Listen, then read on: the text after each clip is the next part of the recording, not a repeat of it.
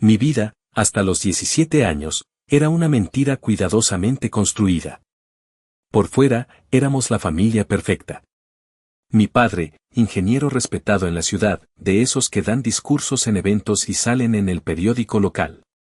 Mi madre, el complemento ideal, siempre impecable, organizando cenas benéficas y presidiendo comités sociales.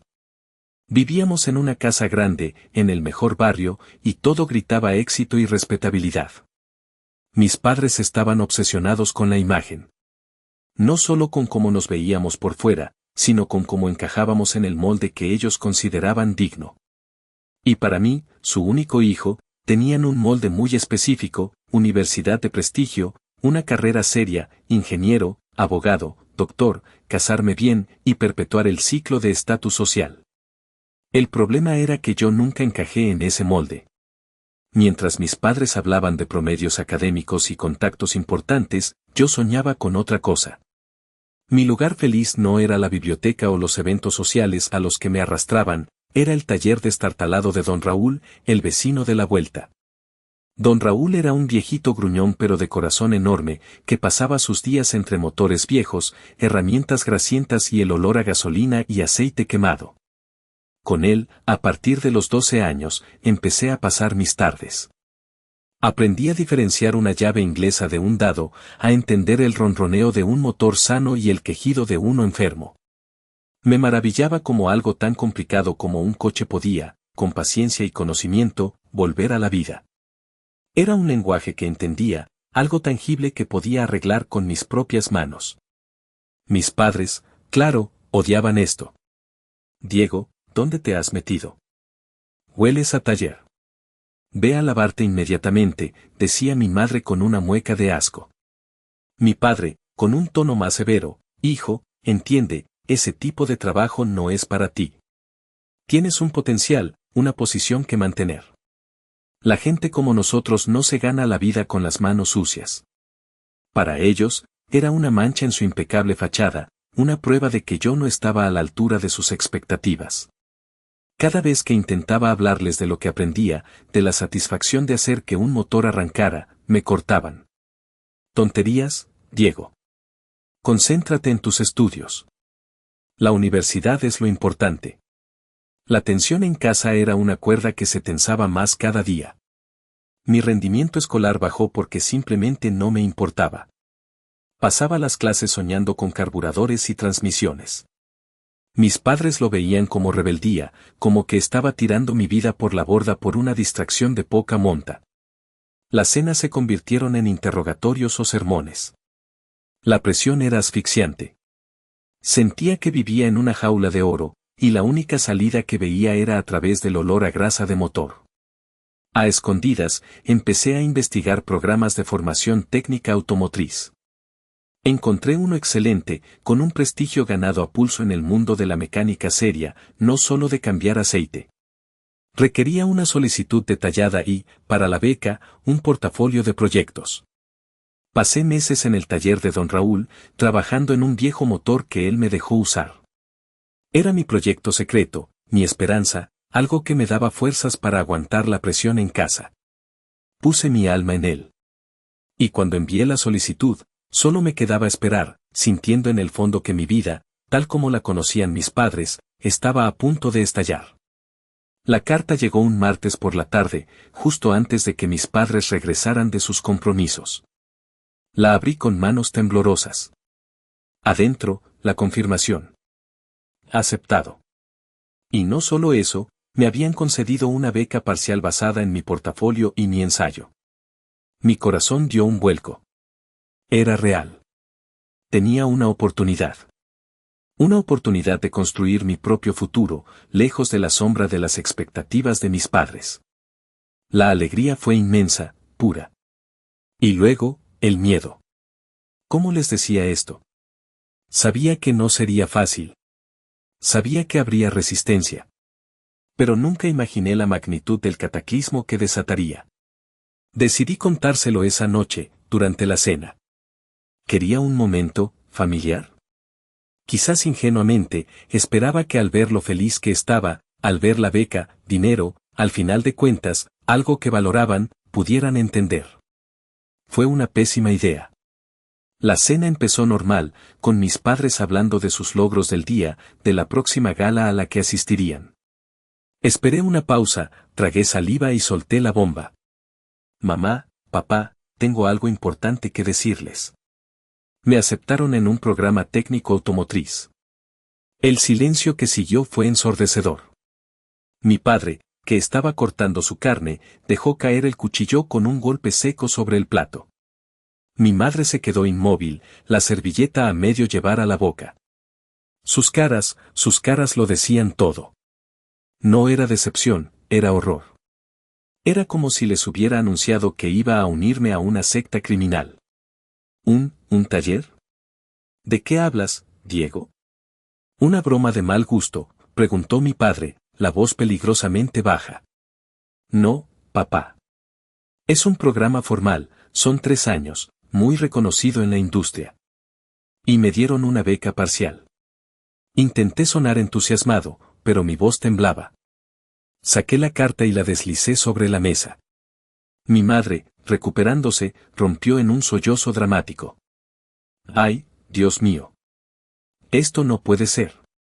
¿Un taller? ¿Tirar por la borda todo? ¿Después de todo lo que hemos sacrificado por ti? Sus palabras eran afiladas, cada una un golpe. ¡Qué vergüenza! ¿Qué vamos a decirle a la gente? Pensarán que hemos fallado como padres. Mi padre, con los ojos inyectados en sangre, recogió el cuchillo con fuerza. Ingrato. ¿Una beca para ensuciarte las manos? Ridículo. Estás escupiendo en la cara de todas las oportunidades que te hemos dado. Tenías tu lugar asegurado en la universidad, una carrera brillante por delante. Se levantó de golpe, la silla raspando el suelo. No eres el hijo que esperábamos.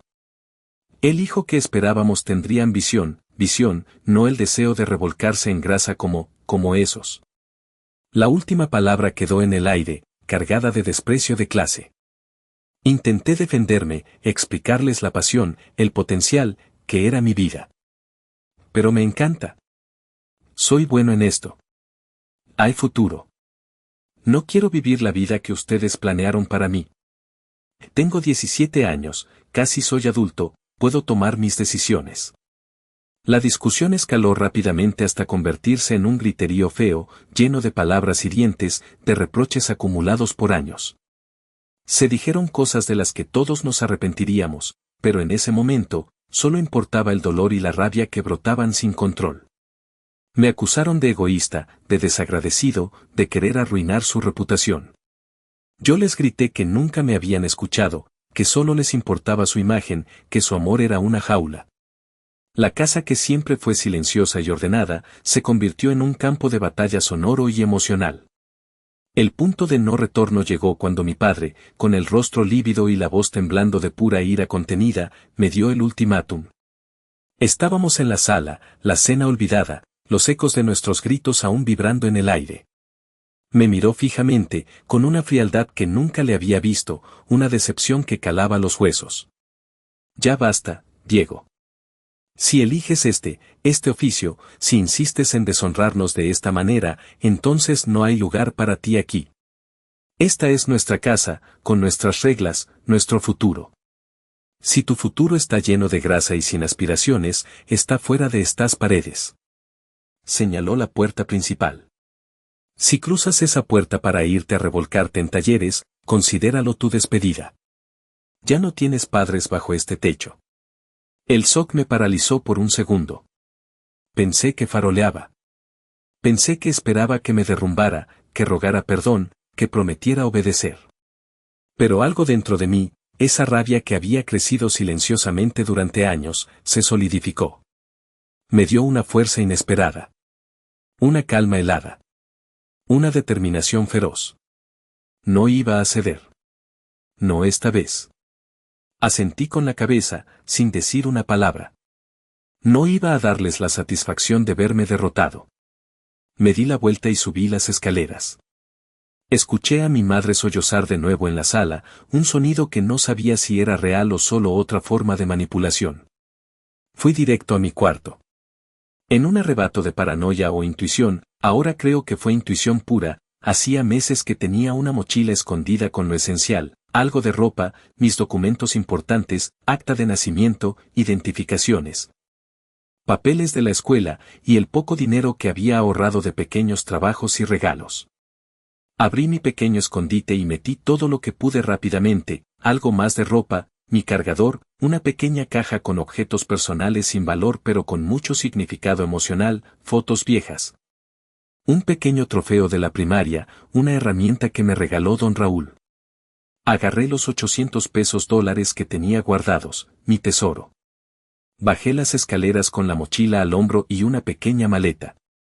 Mis padres estaban de pie junto a la puerta, mirándome. Parecían genuinamente sorprendidos de que realmente lo estuviera haciendo. Como si creyeran que mi desafío era solo de palabra. Mi madre se secó las lágrimas y su expresión cambió. La tristeza, real o fingida, se transformó en esa sonrisa de suficiencia que tanto odiaba. Estás cometiendo el peor error de tu vida, Diego.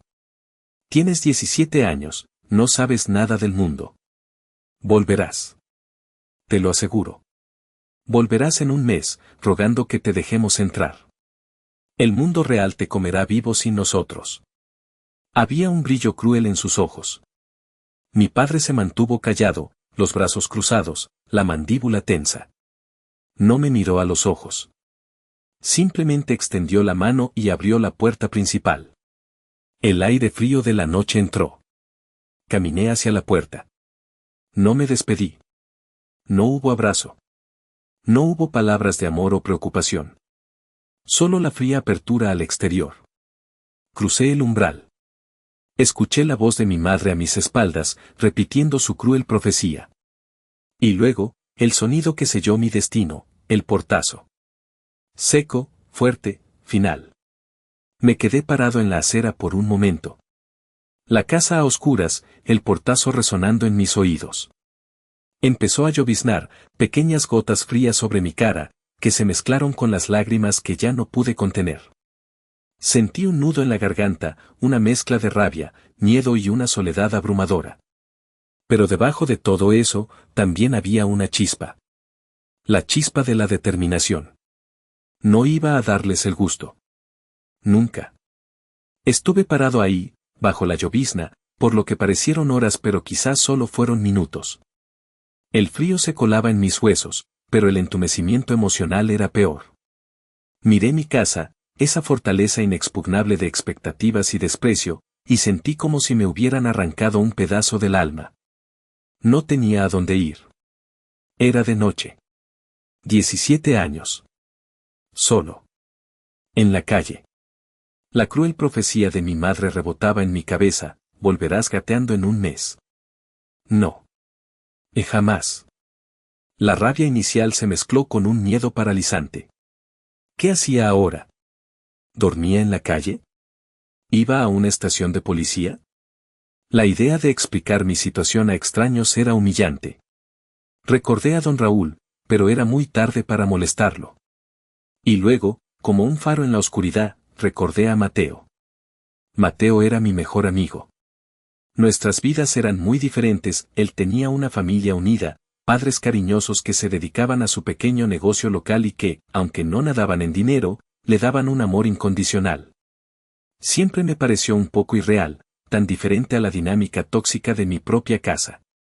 Dudé. ¿Podía pedirle esto?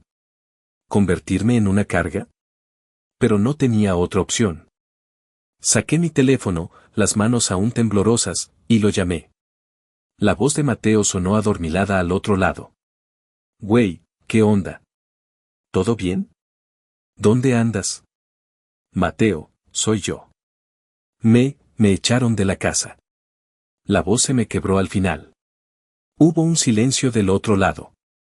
Luego, su voz, ahora completamente despierta y llena de preocupación. ¿Qué? ¿Cómo? ¿Estás bien? ¿Dónde estás? Le expliqué brevemente, con la voz entrecortada. Sin dudarlo un segundo, me dijo, quédate ahí. Voy por ti. Mis papás no pondrán peros. Ven a la casa. Aquí hay lugar para ti. Esa llamada fue mi salvación. 10 minutos después, Mateo llegó en el viejo coche de su familia. Al verme parado ahí con mis maletas, empapado y temblando, me abrazó sin decir nada. Un abrazo genuino, algo que no había recibido en años. Me sentí seguro por primera vez en horas. Llegar a casa de Mateo fue como entrar a otro mundo. A pesar de la hora, sus padres, doña Carmen y don Roberto, estaban despiertos y me recibieron con una calidez que me desarmó. Doña Carmen me preparó un chocolate caliente y me dio una toalla seca. Don Roberto me dijo con voz suave y firme: Diego, hijo, no sé bien qué pasó, pero aquí tienes un techo y comida. No estás solo. Ya veremos qué hacer mañana. No hicieron preguntas incómodas, no me juzgaron. Solo ofrecieron apoyo. Esa noche, durmiendo en el sofá de su sala, infinitamente más cómodo que la calle, la realidad me golpeó con toda su fuerza. Estaba solo. Sin hogar. Un menor de edad dependiendo de la bondad de otros. Los ataques de pánico empezaron a aparecer, nudos en el estómago, dificultad para respirar, la sensación de que el mundo se derrumbaba. Pero cada vez que ese miedo me paralizaba, recordaba la sonrisa de mi madre, el portazo de mi padre, sus palabras. Y la rabia volvía, pura y fría. Esa rabia era mi combustible. No iba a arrastrarme de vuelta.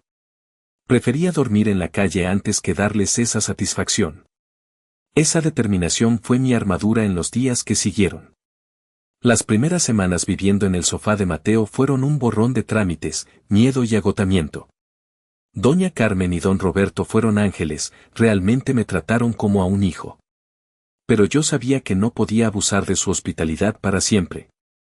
Tenía que ponerme de pie. Rápido. El primer paso fue intentar resolver mi situación legal. Siendo menor de edad, aún faltaban unos meses para mis 18, mis opciones eran limitadas. Con la ayuda de doña Carmen, que conocía a una consejera en la escuela, me informé sobre la emancipación legal.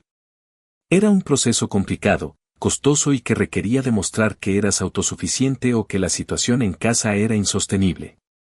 Empecé a reunir los papeles, a entender los requisitos. Era abrumador, pero era mi camino a la verdadera independencia.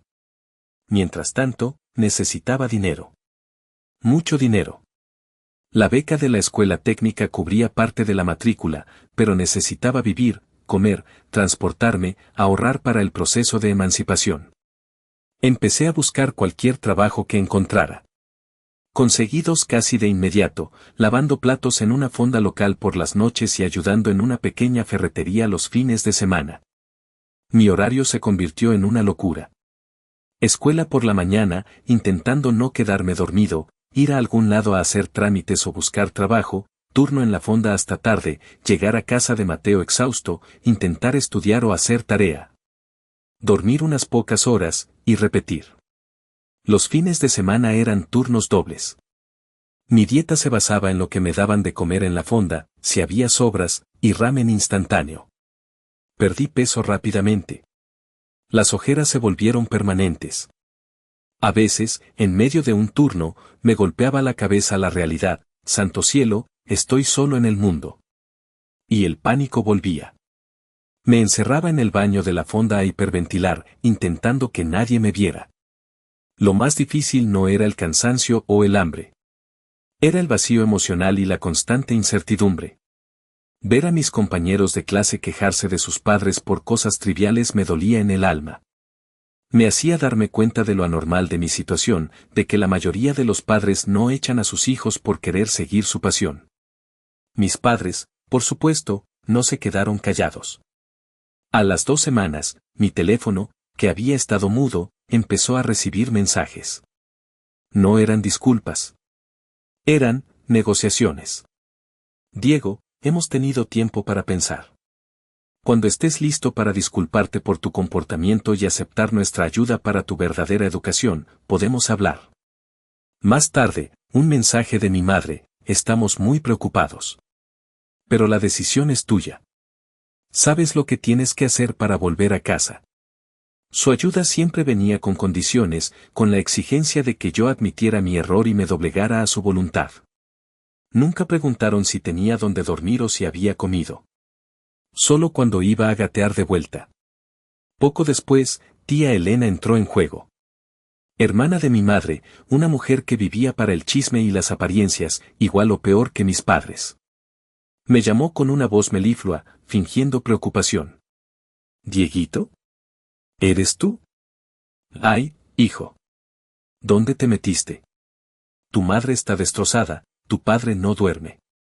Deberías venir a casa, hablar con ellos. Sabes que te quieren, a su manera. Era obvio que estaba llamando por encargo, sondeando. Le di respuestas vagas, educadas pero firmes. Estoy bien, tía. Arreglándome. Evité decirle dónde estaba, qué hacía. No les daría ninguna información que pudieran usar. Su intento de manipulación a través de la culpa me revolvió el estómago. Aunque la casa de Mateo y sus padres era un oasis, sabía que necesitaba mi propio espacio. Era cuestión de dignidad y de no ser una carga permanente. Empecé a buscar habitaciones en casas compartidas, lo más barato que encontrara. El mercado para un joven sin historial crediticio ni aval era deprimente. Finalmente, encontré un lugar. No era un apartamento, era una habitación pequeña en una casa vieja y destartalada en un barrio que no conocía. Mis compañeros de piso eran dos chicos mayores que yo, Luis y otro tipo que casi nunca veía. El lugar era un desastre. Olía a humedad y cigarrillo rancio. Había cucarachas del tamaño de pulgares que te saludaban al encender la luz de la cocina. El baño, mejor ni hablar. La ducha alternaba agua hirviendo con agua helada sin previo aviso. Las paredes eran de papel, y conocía los hábitos, y las discusiones, de los vecinos mejor que los míos. Pero era mío. O al menos, un tercio mío, mientras pagara mi parte de la renta. Era independencia, por miserable que fuera.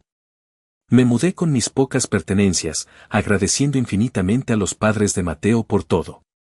La soledad en ese lugar nuevo era inmensa, pero también sentí una punzada de orgullo perverso, lo estaba haciendo solo. Contra todo pronóstico. Luis, mi compañero más presente, no era mala persona en el fondo, pero vivía al día, con trabajos esporádicos y demasiadas fiestas. A veces traía gente extraña, y sospechaba que andaba en negocios turbios, pero mientras pagara la renta a tiempo y no me molestara, yo me mantenía al margen. Su vida era un caos, un recordatorio constante de lo fácil que sería descarrilar si dejaba de esforzarme. Me daba cuenta de que mi disciplina y mi enfoque en mi oficio, que mis padres despreciaban, eran precisamente lo que me mantenía a flote en este ambiente. Mis padres no desistieron. Seguían enviando mensajes, con diferentes tonos, a veces intentaban sonar sentimentales, extrañamos las cenas familiares, otras, condescendientes, esperamos que esta aventura te sirva de lección. Siempre, siempre, evitando la disculpa o el reconocimiento de su error. Seguían esperando que me rindiera. Y entonces, ocurrió. Estaba terminando mi turno en la fonda una tarde, recogiendo platos y limpiando mesas, cuando vi a un coche caro y fuera de lugar estacionarse afuera. De él bajó mi padre. Iba vestido con su ropa de ingeniero, luciendo completamente fuera de lugar en ese barrio, frente a esa fonda de comida barata. Entró, su mirada recorrió el lugar con evidente incomodidad, hasta que me vio. Sentí que la sangre se me helaba. La vergüenza. La rabia. Él caminó hacia mí, con esa expresión de autoridad que siempre usaba. Diego. Necesitamos hablar. Su tono implicaba que yo debía soltar todo y seguirlo. Pero ya no era el niño que se doblegaba. Lo miré a los ojos. Estaba agotado, sucio por el trabajo, pero mi mirada era firme. Estoy trabajando, papá.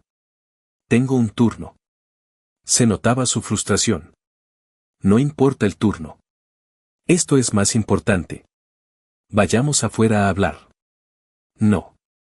Si quiere hablar, puede hacerlo aquí. O puede esperar a que termine mi turno en una hora. O puede llamarme más tarde. Usted decide. Mi voz era tranquila, sin gritos, pero cargada de una nueva autoridad. Lo obligué a confrontar la realidad, yo tenía responsabilidades, una vida propia, y él ya no dictaba los términos. Se quedó un momento, sopesando si montar una escena o ceder. Por primera vez, lo vi dudar. Finalmente, con un suspiro de impaciencia, sacó una tarjeta. Llámame cuando puedas. Tu madre está muy preocupada. La tarjeta era de su oficina. Ni siquiera un número personal, solo el contacto profesional. Dejó la tarjeta en la mesa y se fue tan rápido como llegó, sin mirar atrás, como si estuviera huyendo del olor a comida barata y de la realidad de que su hijo no era el fracaso que esperaba ver arrastrándose. El verdadero punto de inflexión llegó cuando pude empezar, formalmente, el programa técnico. Con la beca parcial y mis ahorros, logré matricularme. Era un taller grande, lleno de herramientas, máquinas y el glorioso olor a aceite y metal. Comparado con el pequeño y destartalado espacio de don Raúl, esto era otro nivel. Pero la pasión era la misma. Uno de mis instructores principales era don Ernesto. Un hombre mayor, de manos curtidas, pocas palabras pero mirada penetrante. Era una leyenda en el mundo de la mecánica, conocido por su habilidad para diagnosticar cualquier problema y por no tolerar la mediocridad. Al principio, apenas me notaba, uno más entre tantos estudiantes. Mis compañeros eran una mezcla. La mayoría eran jóvenes como yo, buscando una oportunidad. Algunos mayores, reinventándose. Y estaba Ramiro. Un tipo de unos 30 y tantos, con años de experiencia en talleres de poca monta. Era cínico, ruidoso, y le gustaba menospreciar a los niños de papi que creían que esto era fácil. Desde el primer día, se burló de mí, supongo que por mi apariencia menos ruda o porque sospechaba que venía de una familia con dinero. Mira al niño bonito, a ver cuánto dura con las manos llenas de grasa, me dijo un día, lo suficientemente alto para que todos oyeran. Pero yo no estaba ahí para hacer amigos o pelear. Estaba ahí para aprender y trabajar. Ponía el doble de esfuerzo, llegaba temprano, me quedaba tarde, hacía preguntas inteligentes, gracias a don Raúl, que me dio una base sólida. Observaba cada movimiento de don Ernesto, cada técnica. Un día, don Ernesto presentó un motor particularmente problemático. Nadie había podido dar con la falla. Era el desafío de la semana. Ramiro y otros lo intentaron, con ruido y fanfarronería, pero sin éxito. Me acerqué con timidez. Don Ernesto me miró. ¿Crees que tú puedes, muchacho? Respiré hondo. Quisiera intentarlo, maestro. Me dejó. Pasé horas observando, escuchando, probando cosas metódicamente. Recordé algo que don Raúl me había enseñado sobre un tipo de ruido particular en un cierto tipo de motor. Seguí mi instinto. Desmonté una pieza específica, algo que Ramiro había pasado por alto. Y ahí estaba. Una falla diminuta, casi invisible, pero crucial. La reparé. Cuando el motor arrancó con un ronroneo suave y constante, hubo silencio en el taller. Don Ernesto se acercó, examinó la pieza que había arreglado, luego me miró a los ojos. Una leve sonrisa se dibujó en sus labios. Bien hecho, muchacho. Tienes buen oído y paciencia. Ese simple bien hecho significó el mundo para mí. A partir de ese día, la actitud de don Ernesto conmigo cambió. Me empezó a asignar tareas más complejas, me explicaba el porqué de las cosas, no solo el cómo. Me dio acceso a herramientas más finas, me enseñó técnicas avanzadas. Empecé a trabajar con él en reparaciones reales para clientes, no solo prácticas en el taller. Ramiro seguía haciendo comentarios, pero ahora había una pizca de respeto forzado en su tono. Me había ganado mi lugar, no con palabras, sino con habilidad y trabajo. Don Ernesto no solo era mi instructor, se estaba convirtiendo en un mentor, una figura paterna que creía en mí y en el valor de lo que hacía. Algo que mis padres nunca habían hecho. El trabajo con don Ernesto fue un salvavidas. Me permitió dejar los agotadores empleos de la fonda y la ferretería. Ahora, mis horas de trabajo estaban directamente relacionadas con mi estudio y mi pasión.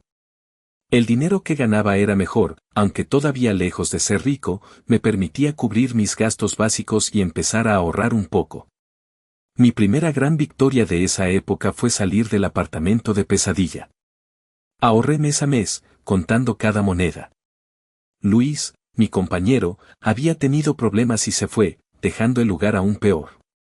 No quería buscar a otro compañero al azar y repetir la experiencia. Busqué algo propio, aunque fuera pequeño y modesto. Encontré un mini apartamento de una habitación en un edificio antiguo pero decente, en un barrio más tranquilo. No era lujoso, pero era limpio, seguro, y por primera vez en mucho tiempo, solo mío. La sensación de cerrar la puerta y saber que nadie más estaba dentro, que era mi espacio, fue increíblemente liberadora.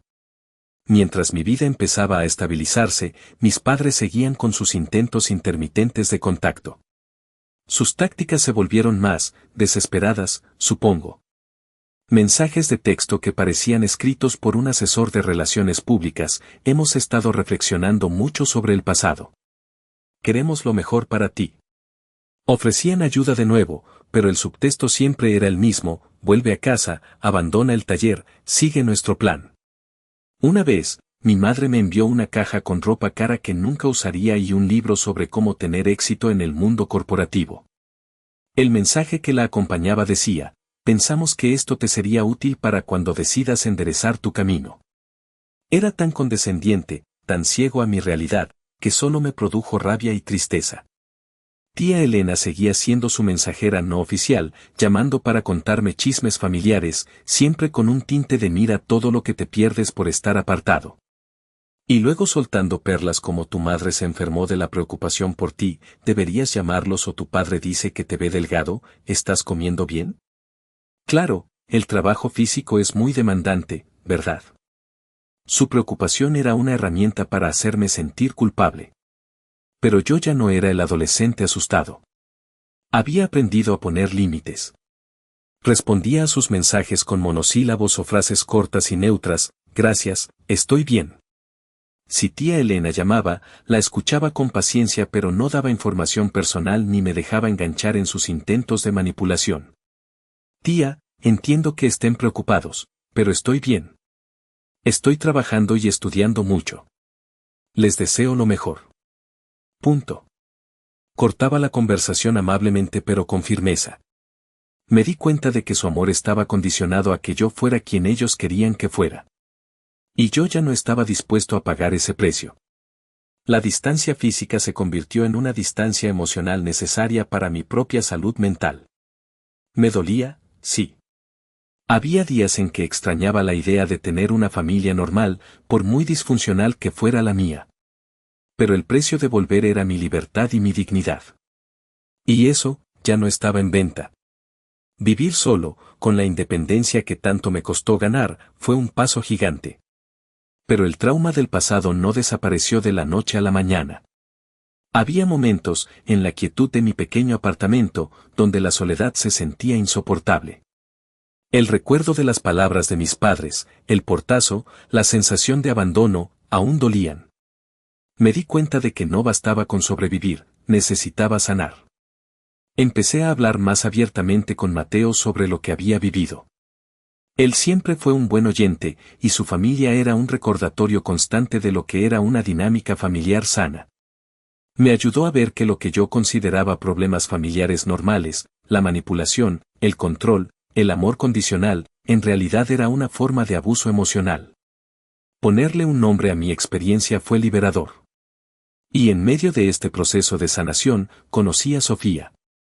La conocí de la forma más casual: su coche se averió cerca del taller de don Ernesto, y él me envió a echar un vistazo porque estaba ocupado.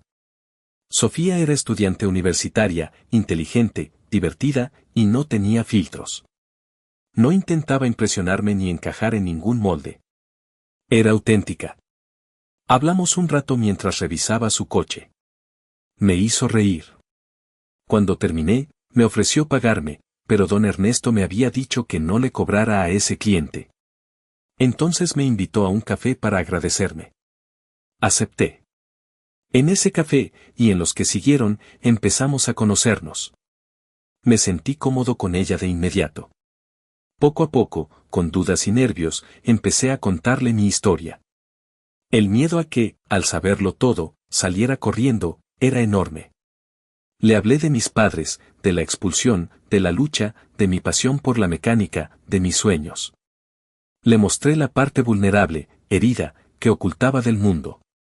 Y ella me escuchó. Me hizo preguntas, sí, pero eran preguntas genuinas, buscando entender, no juzgar.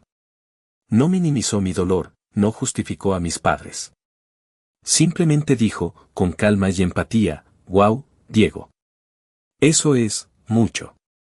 Lo siento mucho. Nadie debería pasar por eso. Eres increíblemente fuerte por haber salido adelante así». Su aceptación incondicional fue un bálsamo para mi alma. Con Sofía, podía ser yo mismo, con mis cicatrices y todo. Ella no veía el oficio como algo inferior, veía mi pasión, mi habilidad, mi determinación.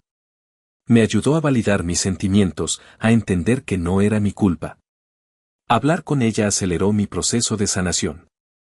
Tener a alguien que te ama y te acepta por quien eres, después de años de sentir que no era suficiente, lo cambió todo. Sofía se convirtió en mi ancla, la persona con la que quería construir un futuro muy diferente al que mis padres habían planeado para mí. Los años siguientes fueron de crecimiento constante, tanto en mi oficio como en mi vida personal. Terminé mi programa técnico con excelentes calificaciones. Resultó que no era demasiado estúpido como mi padre sugirió, solo necesitaba aprender algo que me apasionara y de una manera que se ajustara a mí, menos teoría abstracta, más práctica directa. Obtuve varias certificaciones que me acreditaban como experto en diferentes áreas de la mecánica automotriz. En el taller de don Ernesto, me convertí en su mano derecha. Confiaba plenamente en mí. Me asignaba los trabajos más complejos, me pedía mi opinión en los diagnósticos difíciles. No solo me enseñó mecánica, me enseñó sobre el negocio, a tratar con clientes, a presupuestar, a manejar un taller. Me dio responsabilidades que iban más allá de ser un simple empleado, me hizo sentir como un socio en formación. Su validación significó más para mí que cualquier título universitario. Aprovechando lo que aprendí con don Ernesto, empecé a tomar más trabajos por mi cuenta los fines de semana. Arreglos a domicilio, mantenimiento preventivo, pequeñas restauraciones. Corrí la voz, ofrecí precios justos, hice un trabajo impecable. Poco a poco, construí mi propia lista de clientes. Mi reputación creció. La gente me buscaba específicamente. Era agotador, sí, pero cada dólar ganado, cada cliente satisfecho, era una pequeña victoria que reafirmaba mi camino. Mis manos, las manos que mis padres despreciaron, estaban construyendo algo real, algo mío. Uno de mis mayores logros financieros fue poder ahorrar lo suficiente para comprar mis propias herramientas de alta calidad. No eran baratas, pero eran una inversión en mi futuro y un símbolo de mi independencia. Cada llave, cada diagnóstico, cada máquina que compraba con mi propio dinero, se sentía como un dedo medio silencioso a las expectativas de mis padres. Y finalmente, llegó el día en que pude dar el paso definitivo, tener mi propio hogar. No un apartamento compartido, no una habitación en casa de otros. Mi propio, pequeño, modesto apartamento de una habitación. Estaba en un barrio decente, seguro. Era pequeño, sí, con muebles de segunda mano o baratos de IKEA, pero era mío. Lo había conseguido con mi trabajo, con mi esfuerzo, con mis manos. El día que me mudé, después de llevar la última caja y cerrar la puerta, me senté en mi viejo sofá. El apartamento estaba en silencio, solo el ruido de la calle afuera. Y entonces, las emociones me desbordaron. Lloré. Lloré por el adolescente asustado que fue echado a la calle. Lloré por la soledad y las dificultades. Lloré de alivio y de orgullo. Nunca, en mis sueños más salvajes de esa noche bajo la llovizna, pensé que llegaría tan lejos. Estaba solo, sí, pero no abandonado. Estaba independiente, capaz, y rodeado por una familia elegida que me amaba. Había construido mi vida desde cero. Y nunca, ni una sola vez, volví a arrastrarme. Pasaron los años. Mi relación con Sofía se hizo más fuerte y profunda. Compartíamos nuestros sueños, nuestros miedos, nuestros éxitos. Ella me ayudó a ver las cosas con perspectiva, a terminar de sanar viejas heridas. Hablábamos de nuestro futuro, de quizás abrir nuestro propio taller mecánico algún día, una combinación de mi habilidad y su visión para los negocios. Estudiaba administración. Con ella, me sentía completo. Mientras tanto, mi vida profesional seguía en ascenso.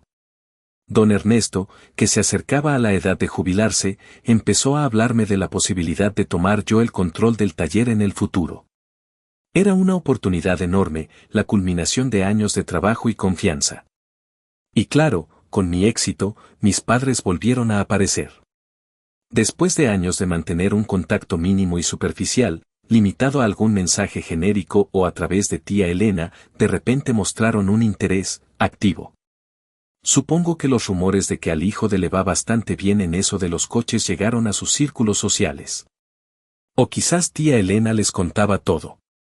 Empezaron a intentar seguirme en redes sociales, después de años de ignorar mi existencia digital. Enviaban mensajes más frecuentes, invitando a comidas familiares, las mismas a las que antes no estaba invitado, o donde me sentía juzgado. ¿Por qué no vienes a cenar un día? Queremos que nos cuentes de tus coches, decía mi madre, como si mi pasión fuera un hobby curioso, no mi vida. Querían conocer a Sofía. No porque les importara mi felicidad, sino para evaluarla, para ver si era adecuada para el hijo que, a pesar de todo, había logrado cierto éxito, aunque no el que ellos querían. Querían presentarla a sus amigos, integrarla en su narrativa de familia unida. Era transparente. Querían recuperar el control, o al menos la apariencia de él. Pero yo ya no jugaba a su juego. Mantuve a Sofía al margen de su toxicidad tanto como pude. Las interacciones eran superficiales, controladas, siempre en terreno neutral y por poco tiempo. Respondía a sus invitaciones con excusas educadas o simplemente decía que estaba ocupado con el trabajo, lo cual era cierto. No les daba acceso a mi vida real, a mi felicidad genuina. Sabía que cualquier apertura sería usada para manipularme o juzgarme. Dolía ver que su interés seguía siendo condicional, basado en mi estatus actual y su necesidad de mantener las apariencias.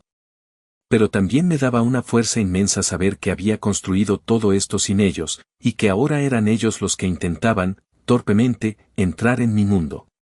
El éxito, medido en mis propios términos, era la mejor venganza silenciosa. Mientras mi vida seguía adelante, próspera y estable, empecé a escuchar los primeros susurros sobre problemas en la vida de mis padres. Al principio eran solo rumores vagos, chismes de tía Elena que no tenían la usual malicia, sino más bien un tinte de preocupación genuina, o quizás preocupación por cómo los afectaría a ellos. Dice tu padre que el negocio no anda muy bien con la crisis, tu madre está preocupada por unas inversiones que hicieron, parece que tuvieron que vender el coche de mamá. Al principio, no les presté mucha atención. Estaba demasiado ocupado con mi trabajo, con Sofía, con mis planes.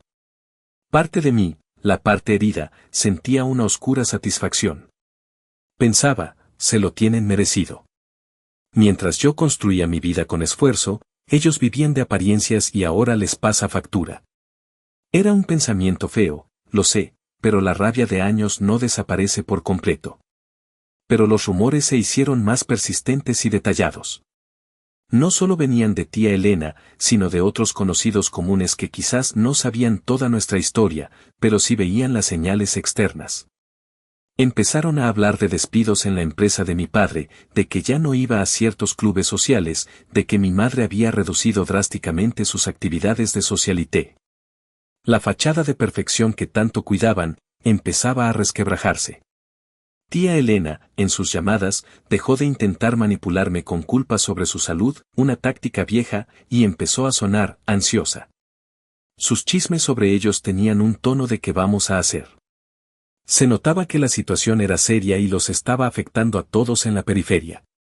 Llegó a preguntar, de forma indirecta, ¿cómo te va a ti con tus trabajos?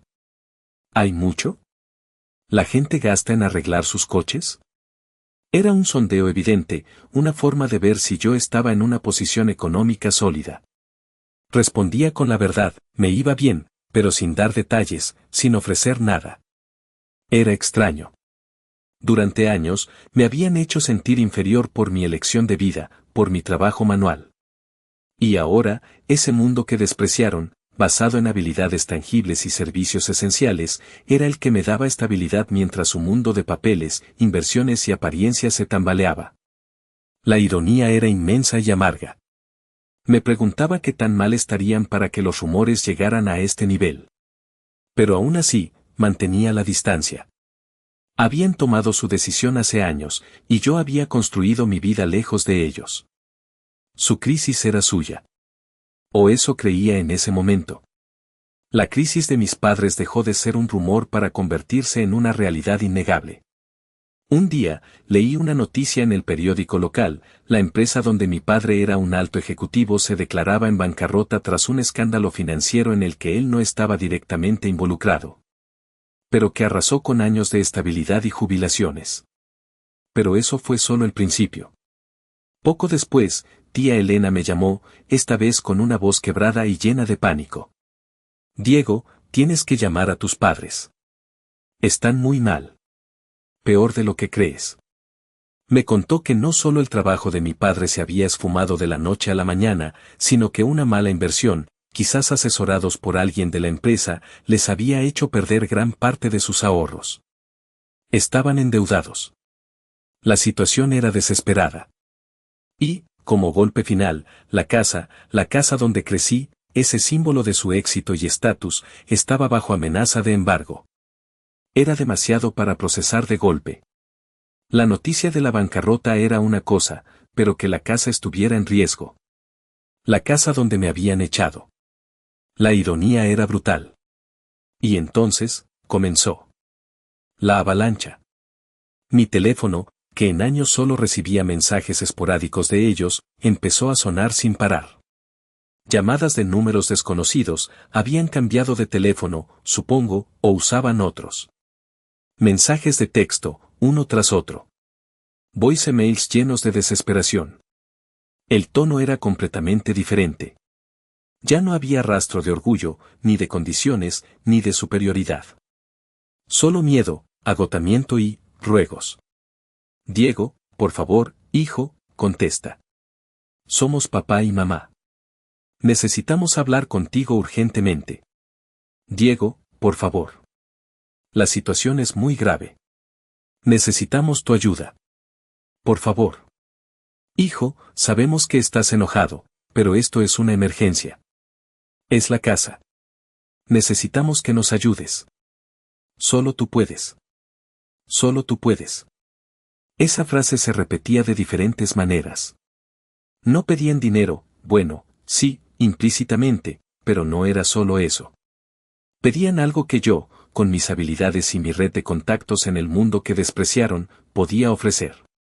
Resultó que la casa necesitaba unas reparaciones estructurales muy costosas y urgentes para poder venderla a un precio decente antes del embargo, o quizás para cumplir algún requisito legal para detenerlo temporalmente. Y no tenían dinero ni contactos fiables en ese mundo. Necesitaban un experto en construcción / reparaciones que les diera un precio justo, o mejor aún, que les hiciera el trabajo. Me necesitaban a mí. A la persona que habían echado por elegir precisamente ese oficio. La ironía me golpeó como una ola fría. Recordé las palabras de mi madre, su sonrisa. Volverás gateando en un mes. Y ahora, 9 años después, eran ellos los que, de una manera u otra, estaban gateando hacia mí, pidiendo ayuda. La situación era surrealista, dolorosa y, extrañamente poderosa. Tenía en mis manos el poder de decidir si les tendía una mano o si los dejaba enfrentar las consecuencias de sus acciones. Los mensajes y llamadas no cesaron. Era una avalancha de desesperación que rompía el silencio cauteloso de años. Leí los mensajes con una mezcla de asombro, rabia y una punzada de algo parecido a la lástima, aunque me resistía a admitirlo. Sus voces en los voicemails sonaban agotadas, quebradas. El orgullo había desaparecido por completo. Diego, hijo, por favor. Es la casa. Tenemos problemas con el techo y unas paredes. Necesitan arreglo urgente. No tenemos dinero para pagar a alguien.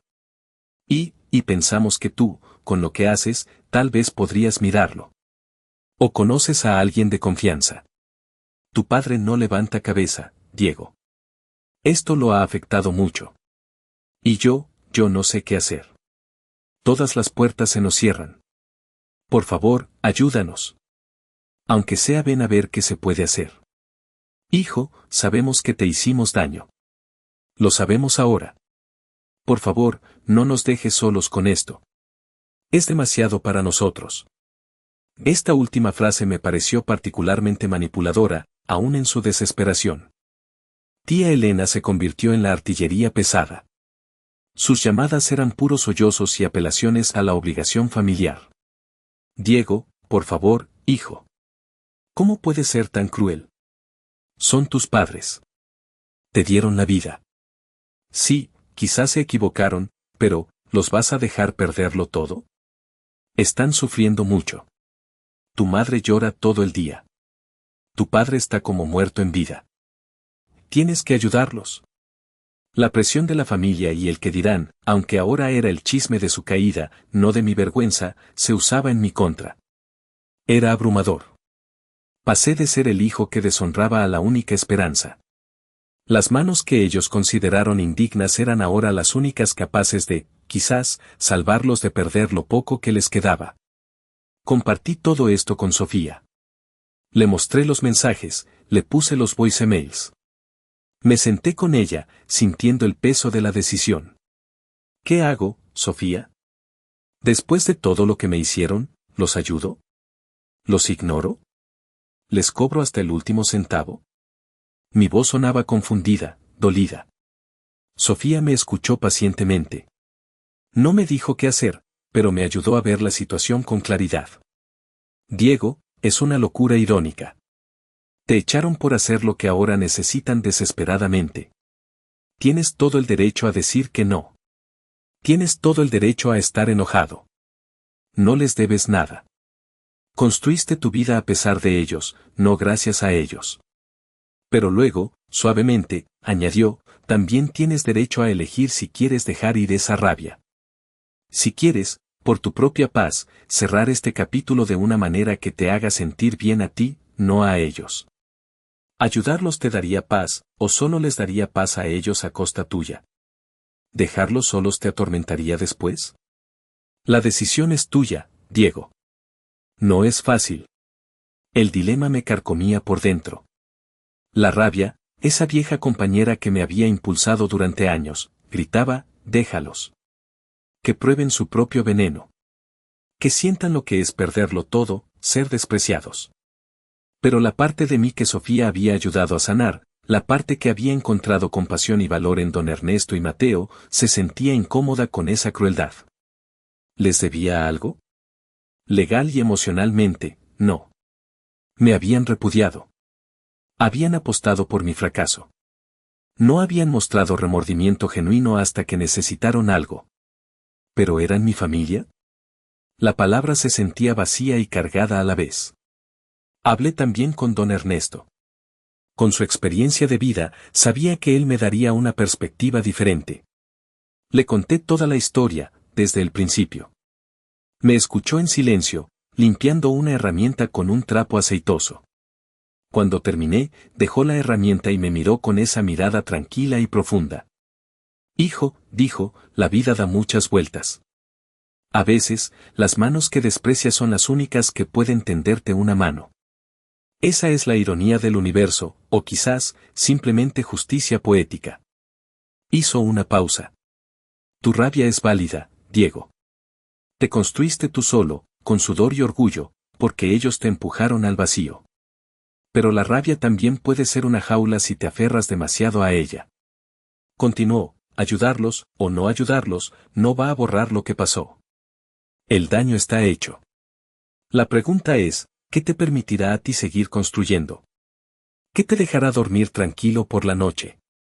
¿Dejarlos caer te dará la satisfacción que buscas, o te dejará con un vacío diferente? Perdonar no es olvidar, hijo. Es soltar. Y no es algo que haces por ellos, es algo que haces por ti.